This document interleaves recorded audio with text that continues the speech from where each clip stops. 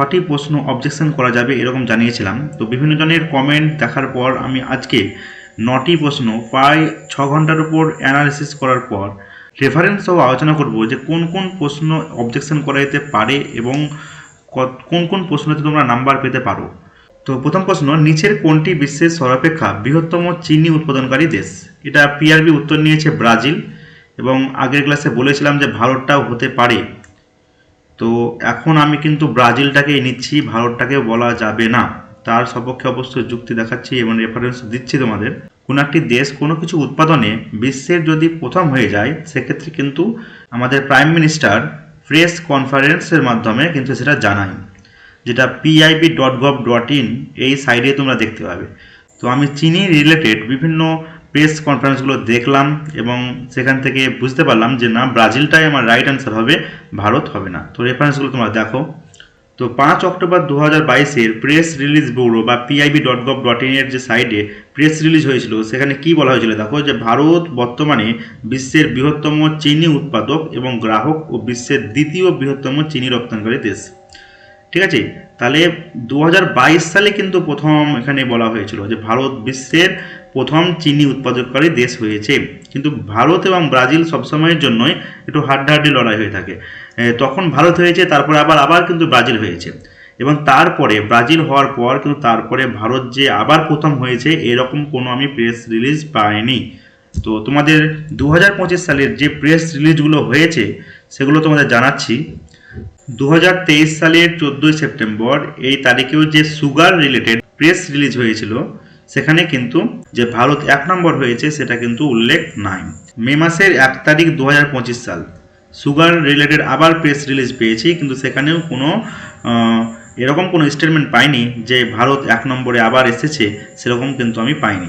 30 April 2025 এখানেও একটা sugar related press release হয়েছে, কিন্তু সেখানেও কিন্তু ভারত প্রথম হয়েছে এরকম কোনো স্টেটমেন্ট আর নাই। ঠিক আছে, তো আমি সুগার রিলেটেড প্রাইম মিনিস্টার দ্বারা প্রেস রিলিজ কিন্তু আমি এতগুলোই পেয়েছি, এবং 2022 সালেই একমাত্র ভারত 1 নম্বর এসেছে এটা উল্লেখ আছে। তারপরে কিন্তু ভারত যে 1 নম্বরে এসেছে এটা কিন্তু উল্লেখ নাই। মানে এর 2022-এর পরে কিন্তু ব্রাজিল আবার একে এসেছে। ঠিক আছে, তারপরে কিন্তু 1 নম্বরে হয়েছে এরকম কিন্তু উল্লেখ আমি দেখতে পেলাম না। তার জন্য আমি বলছি যে এখানে ব্রাজিলটাই রাইট অ্যান্সার হবে, ভারত কিন্তু আর হবে না। এখন কেউ যদি ভারত বলতে চাও তাহলে ভারতের কিন্তু সেরকম তুমি রেফারেন্স পাবে না। তো রেফারেন্স বলতে গেলে শুধুমাত্র গুগল থেকে কিছু ইনফরমেশান দেখো আমি দেখাচ্ছি। তো গুগল থেকে আমি 2025 সাল হিসাবে কিন্তু এই ইনফরমেশানটা আমি পেয়েছি, যেখানে ভারতকে 1 দেখিয়েছে। তো অথেন্টিক কোনো কিন্তু আমি সোর্স দেখতে পাচ্ছি না। যতক্ষণ না একটা প্রেস রিলিজের মাধ্যমে ভারত সরকার বা আমাদের প্রাইম মিনিস্টার না জানাচ্ছে, সেক্ষেত্রে তুমি বলতে পারবে না যে আমাদের ভারত 1 নম্বরে আছে। ঠিক আছে, তো এই মুহূর্তে যেহেতু কোনো প্রেস রিলিজ দেখতে পাচ্ছি না আমি, তার জন্য আমার মতে যে এটা ব্রাজিলই রাইট অ্যান্সার হবে, ভারত কিন্তু উত্তর হবে না। হতে পারে আমি হয়তো দেখতে পাইনি, তোমরা চাইলে আরও দেখতে পারো প্রেস রিলিজ আমি খুঁজে এতগুলোই পেয়েছি সুগার রিলেটেড। ঠিক আছে, তোমরা চাইলে দেখতে পারো এবং জানাবে কমেন্টে যে আমি পেয়েছি যে স্যার প্রেস রিলিজ এরকম আছে। তো এই উত্তরটাকে গ্র্যান্ড করতে গেলে বা এটাকে চেঞ্জ করতে গেলে, ব্রাজিল থেকে ভারত করতে গেলে তোমাকে কিন্তু এই প্রেস রিলিজই দেখতে হবে, যেটা pib.gov.in এই সাইটের মধ্যে তোমরা পেয়ে যাবে। ঠিক আছে, তো এই প্রশ্ন চাইলে যারা ভারত করেছো এবং যারা ব্রাজিল করেছো দুজনেই তোমরা অবজেকশন করতে পারো। এখন পিআর রিপোর্ট যেটা ভালো বুঝবে সেটা অ্যান্সার করবে। পরের প্রশ্ন, নিচের কোন পরিপাক এনজাইম মানুষের লালারসে উপস্থিত? তো এটা পিআরবি নিয়েছে ট্রায়ানিন, অবশ্যই রাইট আছে, এবং এটার উত্তর আমি বলেছিলাম যে অ্যামাইলেজটাও রাইট হবে। এই অ্যামাইলেজ এনজাইমটা অগ্নাশয়ের মধ্যেও পাওয়া যায় এবং লালারসের মধ্যেও পাওয়া যায়। তো দেখো, লালারসের যে উৎসেচক অ্যামাইলেজের বৈজ্ঞানিক নামটা কিন্তু বলেছে স্যালিভারি অ্যামাইলেজ, বা যেটাকে টায়ালিন বলছে। ঠিক আছে, স্যালিভারি অ্যামাইলেজ, শুধু অ্যামাইলেজ নয়, স্যালিভারি অ্যামাইলেজ। ঠিক আছে, এবং দেখো কি বলেছে, অগ্নাশয় থেকে নিঃসৃত অ্যামাইলেজের নাম কিন্তু প্যানক্রিয়াটিক মানে অগ্নাশয়, অ্যাকচুয়ালি অগ্নাশয় অ্যামাইলেজ। তো কথা হচ্ছে অ্যামাইলেজ লালারস এবং অগ্নাশয় দুটোতেই নির্গত হয়, এটা কিন্তু বলা যেতে পারে। দুটো ভাগ বলতে পারো, কিন্তু সেটা তো একটা অ্যামাইলেজ, এটি মুখ ও অগ্নাশয় থেকে উৎপাদিত হয়, অ্যামাইলেজ দিয়েই টার্মটা আছে। ঠিক আছে, ভাগ আকারে তার নামটা দুরকম অবশ্যই, কিন্তু সেটা তো একটা অ্যামাইলেজই। তো পিআর রিপোর্টে এ ধরনের প্রশ্ন করা অবশ্যই উচিত হয়নি, কমপক্ষে প্রশ্নটা করার পর একবার দেখা উচিত ছিল। চাইলে অন্য অপশানগুলো রাখতে পারতো। তো এ ধরনের প্রশ্ন করলে অবশ্যই ছাত্রদের জন্য তো অবশ্যই কঠিন।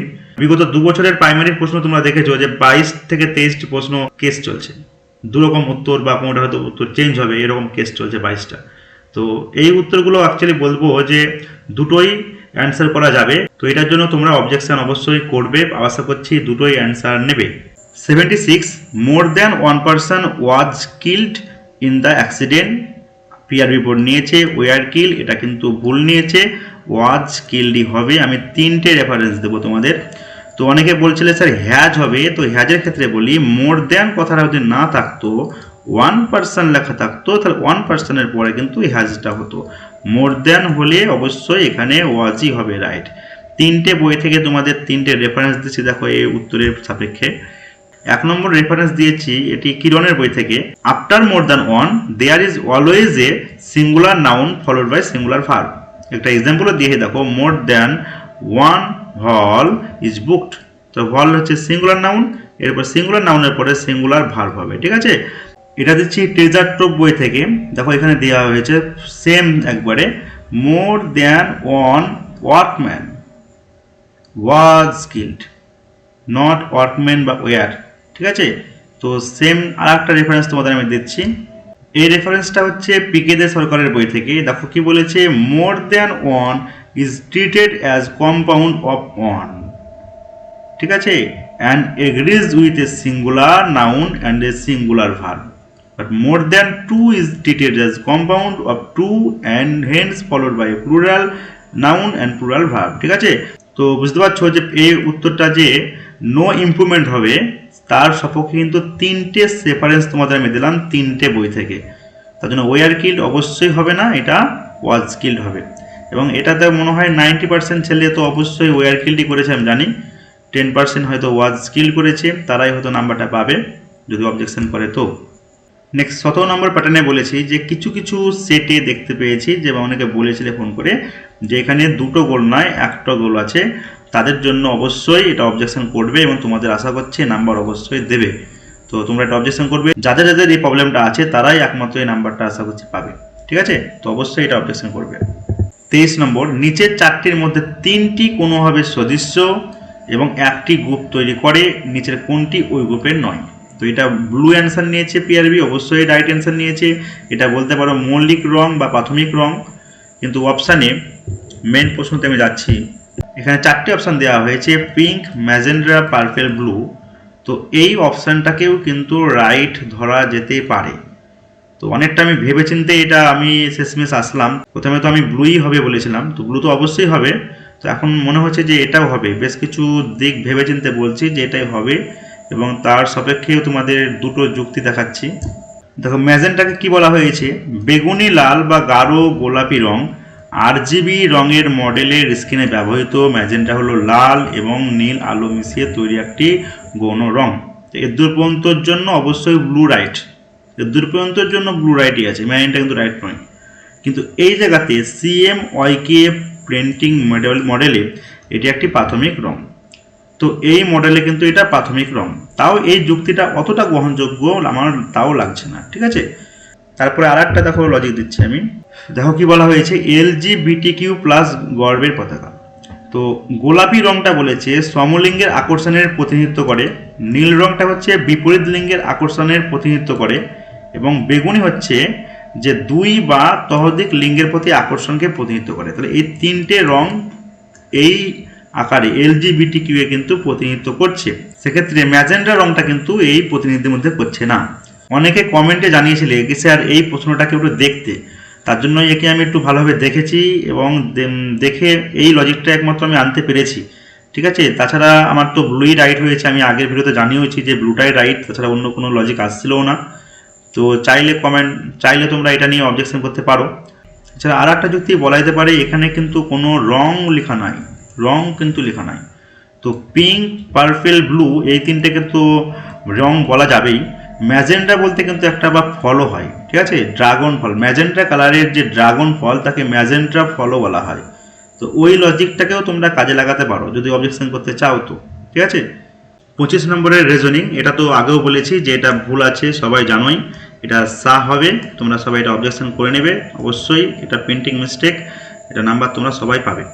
24 নম্বরের রিজনিং। তো এই প্রশ্ন অনেকেই তো জানিয়েছো কমেন্টে যে এটা হচ্ছে এসএসসির প্রশ্ন নাকি তোলা হয়েছে। এসএসসির প্রশ্ন এটা তোলা হয়েছে এবং এটা নাকি টাইপিং মিস্টেক হয়েছে, এই কারণে এটা বাদ যাবে এবং সেই কারণে উত্তর ইউ হবে। তো সেই হিসাবে চাইলে তোমরা অবশ্যই অবজেকশন করবে, কিন্তু আমি যে যুক্তিটা দেখিয়েছি তো আমি এখনও বলছি যে যুক্তি অবশ্যই রাইট আছে। যারা করেছে তারা কিন্তু তোমাদেরকে ছেড়ে কথা বলবে না, তারাও কিন্তু অবজেকশন করবে। তো অবশ্যই যারা করেছো তো অবজেকশন করবে। এখানে থাকলে লজিক আসছে, সেই লজিক আমি আগেও বলেছি, এখন আর আমি বলছি না। তো একটা ভুল টাইপিংয়েও যদি কোনো লজিক চলে আসে সেটা কিন্তু আর ভুল থাকে না, সেটা সঠিকই হয়ে যায়।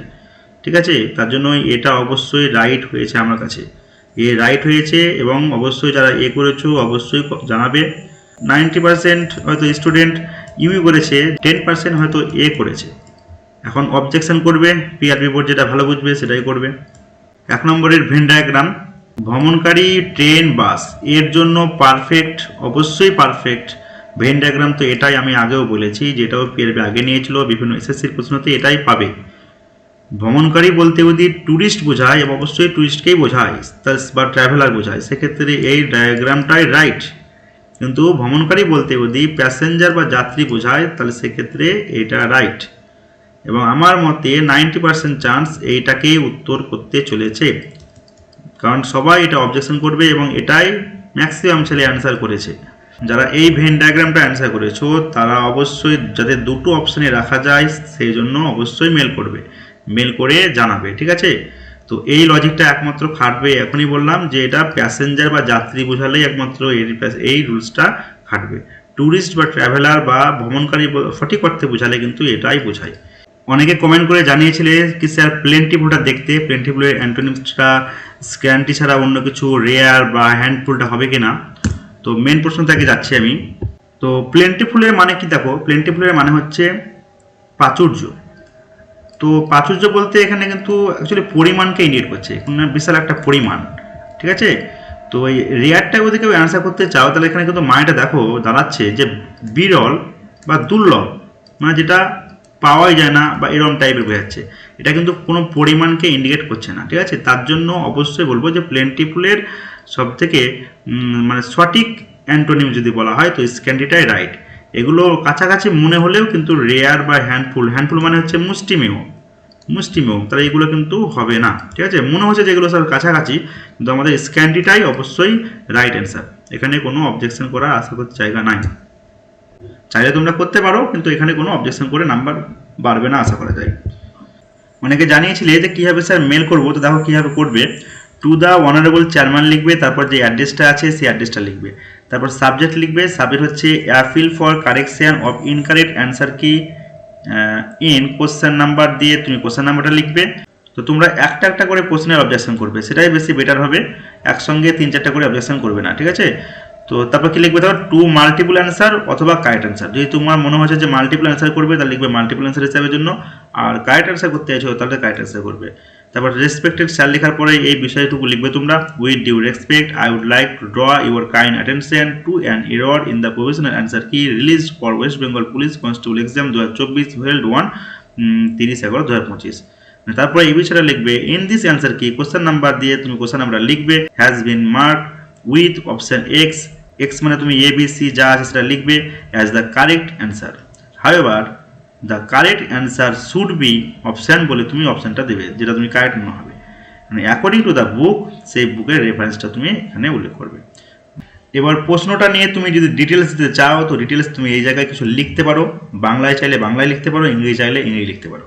ঠিক আছে, তারপর তুমি এই জিনিসটা লিখবে, for your reference I have attach the PDF copy of the challenge submitted by me regarding this question. ঠিক আছে, তারপরে এই বিষয়বস্তুটু লিখে দেবে। ঠিক আছে, তো আমি একটা দেখাচ্ছি কীভাবে মেল করবে।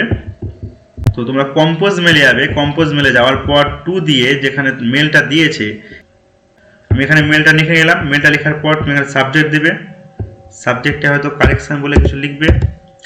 তারপর এই জায়গাতে ওই যে লেখাটা সেটা লেখার পর কপি করে নেবে, কপি করার পর পেস্ট করে নেবে। পেস্ট করার পর এই জায়গাতে তোমরা ডকুমেন্টস দিতে পারবে, অ্যাটাচ ফাইল বলে লেখা উঠবে। ডকুমেন্টসটা দেওয়ার পর তোমরা সেন্ড করে নেবে।